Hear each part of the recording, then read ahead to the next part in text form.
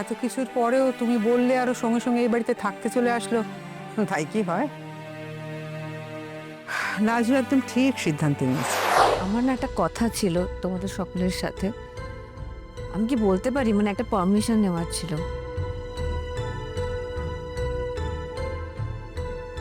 হ্যাঁ বলুন না। অ্যাকচুয়ালি লাজুর একটা প্রবলেমের ব্যাপারে তোমাদের সাথে কথা ছিল।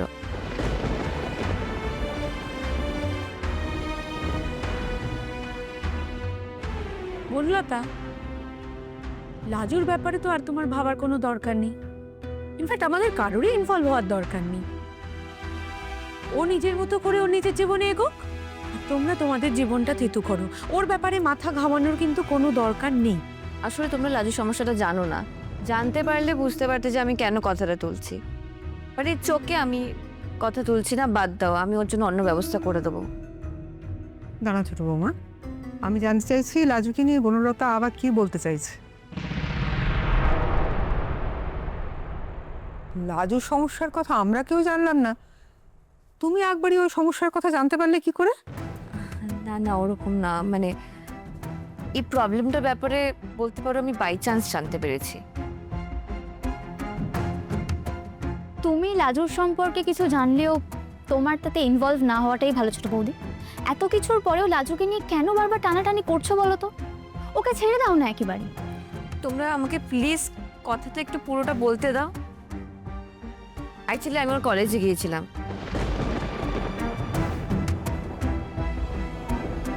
বুধবার দিন আমাদের অ্যানিভার্সারি যে সেলিব্রেশনটা আমরা করছি, তাতে ওকে ইনভাইট করবো বলে। ইনফ্যাক্ট ওর বন্ধুদেরও ইনভাইট করতে চাই আমি।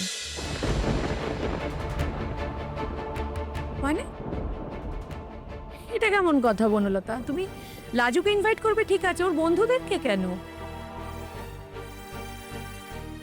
আসলে ফর অবভিয়াস রিজনস লাজুর বন্ধুরা হয়তো আমার সম্পর্কে অনেক খারাপ কথা ভাবে। ওরা আমার সাথে ভালো করে কথাও তো বলে না।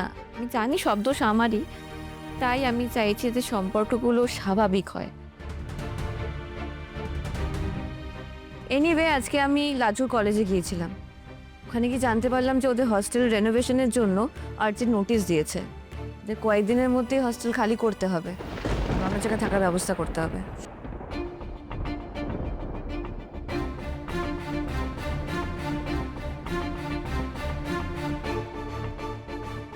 সে কি? ও, তো লাজু তো আমাদের এই ব্যাপারে কিছু বলেনি। তাই তো জেঠুমণি, আমি তো লাজুকে সেটাই বললাম, তুই তো আমাদেরকে অ্যাটলিস্ট জানাতে পারতিস। খবরটা শোনার পর থেকে আমারও টেনশনই হচ্ছে। আসলে বাকি সবাই তো থাকার ব্যবস্থা করে নিয়েছে, ও কি করবে আমার সত্যি টেনশন হচ্ছে। লাজুর তো কোনো ব্যবস্থাই হয়নি থাকার। আর লাজুর এই শহরে তো আমরা ছাড়া আর কেউ নেই যার বাড়িতে গিয়ে কয়েকটা মাস কাটাতে পারে। ওর কলেজের পাশে সমস্ত পেজেগুলো ঝটফট ভর্তি হয়ে গেছে। আমাকেও বললো যে ও আশেপাশে পেইং গেস্ট থাকার জন্য খোঁজখবর করছে, কিন্তু সে তো অনেক টাকার ব্যাপার না, ও তো স্কলারশিপের টাকা, কত টাকা পায়। আর ও তো আমাদের থেকে টাকাও নেবে না, তোমরা সবাই জানো। সেই ব্যাপারেই আমি ভাবছিলাম তোমাদের সাথে একটু ডিসকাস করব। মেয়েটা বড্ড চাপা, একটা জরুরি দরকার ও আমাদের কিছুই জানায়নি। একবার বলতে হয় তো। অনু দিদি ভাই, তুই যে সেই লাজের জন্য হস্টেলের খোঁজ করছিলি, একবার ফোন করে দেখবি সেখানে কোনো জায়গা খালি আছে কিনা। হ্যাঁ, আমি তাই করে দেখি। মানে আমি না লাজুকে আমাদের এখানে এসে থাকতে বলেছি।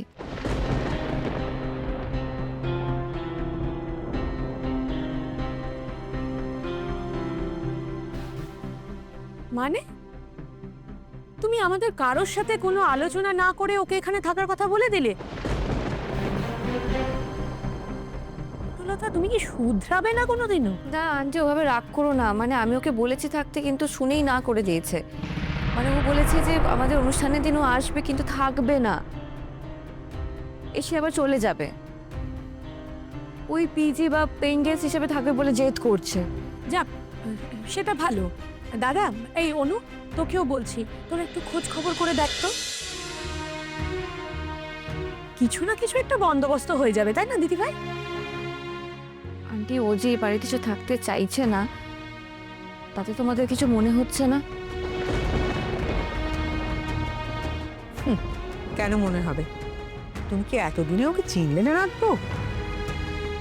ওইটুকু মেয়ে, তার জেদ, সম্মানবোধ, সেটুকু নিয়েই তো লড়াই করে যাচ্ছে। এত কিছুর পরেও তুমি বললে আরো সঙ্গে সঙ্গে এই বাড়িতে থাকতে চলে আসলো, তাই কি হয়? লাজু একদম ঠিক সিদ্ধান্ত নিয়েছে। মা, আমি একটা কথা বলবো? রাজু বাচ্চা মেয়ে, এরকম একটা বিপদে পড়েছে। ও তো আমাদের ঘরেরই মানুষ। আমরা ছাড়া আর কে আছে এই শহরে? কে দেখবে ওকে? আমার তো মনে হয় এই বাড়িতে আসতে বলে বনলতা একদম ঠিক কাজ করেছে। আমি বলি কি, আপনারাও লাজুকে এখানেই চলে আসতে বলুন। হস্টেল রেনোভেশন হতে আর কতদিন সময় লাগবে? ততদিন এখানে থাকুক, রেনোভেশন হয়ে গেলে চলে যাবে। হ্যাঁ, মানে আমিও সেটাই বলতে চাইছি জেঠুমনি। না, আমাদের মধ্যে তাকে ডেকে এনে নতুন করে তাকে আর বিপদের মধ্যে ফেলার দরকার নেই। উপকার করতে গিয়ে শেষে একটা ঝঞ্ঝাট হবে। হ্যাঁ, তাছাড়া এমনিতেও এই কদিনে লাজুর ওপর অনেক হুজ্জতি গেছে, আর পড়াশুনোটাও তো একেবারে লাটে উঠেছিল। তাছাড়া ওই পিজি না কি বললে, ওখানেই থাকুক, তারপরে তো আমরা আছি, সবটা দেখবো খন। আমি বুঝতে পারছি তোমরা আমার জন্য এগুলো বলছো, তো বিশ্বাস করো, আমি লাজুর আর কোনো ক্ষতি করব না। আমি ওর কাছে কৃতজ্ঞ। ওর জন্যই তো আমি নতুন করে নিজের জীবনটা শুরু করতে পারছি। সে খুব ভালো, তুমি কৃতজ্ঞ, তুমি ঋণ মেটাতে চাইছো, খুব ভালো কথা। কিন্তু তার অন্য উপায়ও আছে। তুমি বরং মাসখানেক তোমার বাপের বাড়িতে ওকে রাখার ব্যবস্থা করো, তাহলে মিটে গেল। ঠিক, আমি রাখতেই পারি, কিন্তু ওখানে কেউ কাউকে চেনে? কেউ ওখানে পড়াশোনা করতে পারবে? ওর মন বসবে ওখানে? তোমার তো ওর প্রতি প্রথম থেকেই কৃতজ্ঞ থাকা উচিত ছিল। ওর জন্যই তুমি এই বাড়িতে ঢুকতে পেরেছিলে। ওর জন্য এর আগেও এই বাড়িতে ক্ষমা চেয়ে তুমি থাকতে পেরেছিলে। আর আজ হঠাৎ একেবারে বিরাট সাত্ত্বিক হয়ে তুমি লাজুর নাম গান করছো, এটা একটু চোখেই লাগছে। অনু, বনলতার সঙ্গে ঠিক করে কথা বল। অনু, বনলতার সঙ্গে ঠিক করে কথা বল।